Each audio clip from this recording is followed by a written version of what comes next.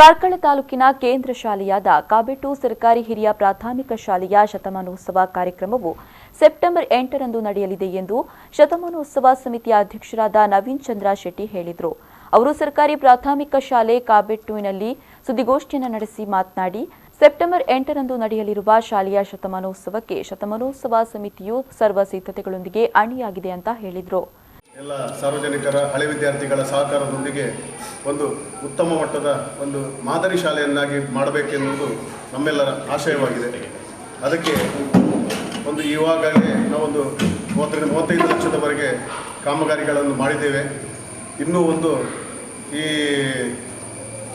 ಶಾಲೆಗೆ ಬೇಕಾದಂಥ ಮೂಲ ಸೌಕರ್ಯಗಳು ಕೆಲವೆಲ್ಲ ಇನ್ನೆಲ್ಲ ಆಗಬೇಕಾಗಿದೆ. ಒಂದು ಸ್ಮಾರ್ಟ್ ಕ್ಲಾಸ್ ಮತ್ತು ಒಂದು ಶಿಕ್ಷಕರನ್ನೆಲ್ಲ ನೇಮಿಸಲು ಅದಕ್ಕೆ ಒಂದು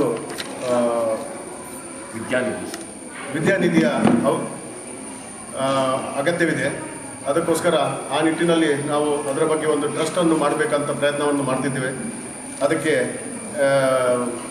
ಅದೆಲ್ಲ ನಿಟ್ಟಿನಲ್ಲಿ ನಮ್ಮ ಶತಮಾನೋತ್ಸವ ನಾಡ್ದು ಸೆಪ್ಟೆಂಬರ್ 8ರಂದು ಭಾಳ ವಿಜೃಂಭಣೆಯಿಂದ ಮಾಡಬೇಕಂತ ನಾವು ಪ್ರಯತ್ನವನ್ನು ಮಾಡಿದ್ದೇವೆ. ಈ ಸಂದರ್ಭ ಪ್ರಶಾಂತ್ ಪೈ, ರಾಜೇಂದ್ರ ಭಟ್, ಹರೀಶ್ ಶೆಣೈ, ಪ್ರೇಮಾನಂದ ಶೆಟ್ಟಿ ಹಾಗೂ ಮತ್ತಿತರರು ಉಪಸ್ಥಿತರಿದ್ದರು.